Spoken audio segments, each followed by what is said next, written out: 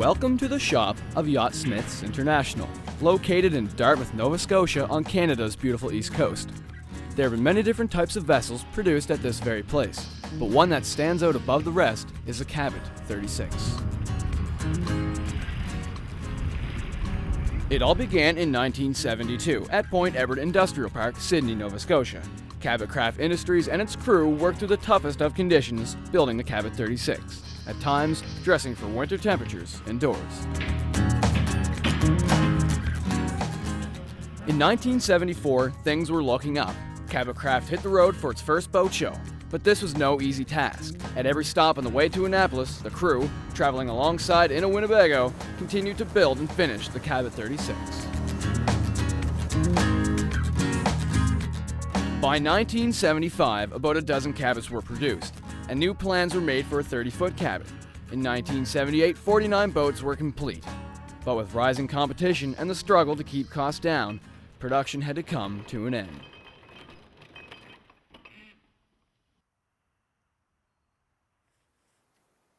The Cabot molds were then abandoned and left in their final resting place in the fields of Nova Scotia.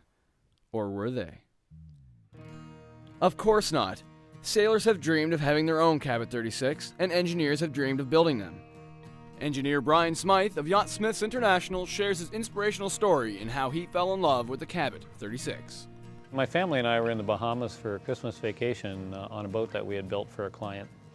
And my daughter and I were actually snorkeling on a reef, and I believe she was 7 years old at that time, and she started yelling shark, which is, of course, the wrong thing to yell when you're snorkeling on a reef in the Bahamas.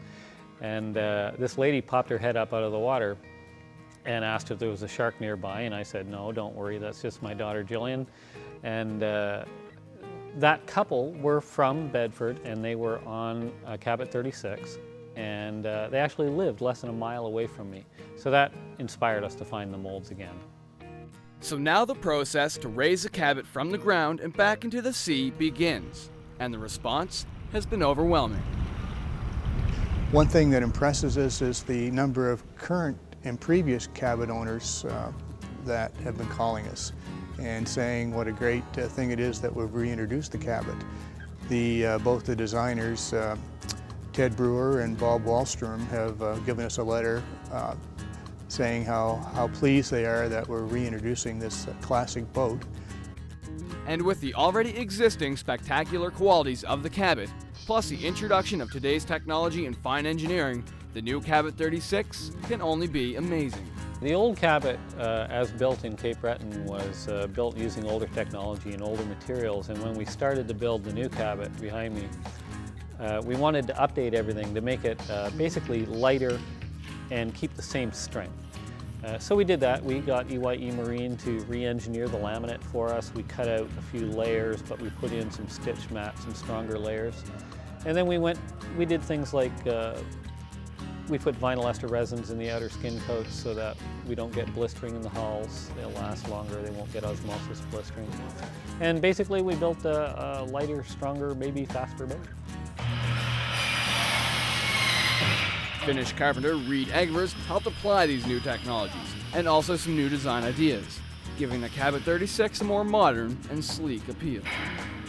We made this Cabot 6, we call it the Cabot 36 Plus now because it's a couple feet longer. We added a swim platform to the back of it, and that changed the lines a little bit just on the back. It makes it a bit different anyway, so it's not just the old Cabot 36, now it's something a little bit different. When the Cabot 36 is finished, it will be off to the boat show. But the Cabot 36 is unlike your everyday watercraft. The Cabot 36 is 36 feet long, 11 feet and 8 inches wide, and weighs over 1,800 pounds. It takes a lot more than a few days of work to construct this boat, and for Yachtsmiths International, time is of the essence. The first Cabot was built with economic development spec boat loan.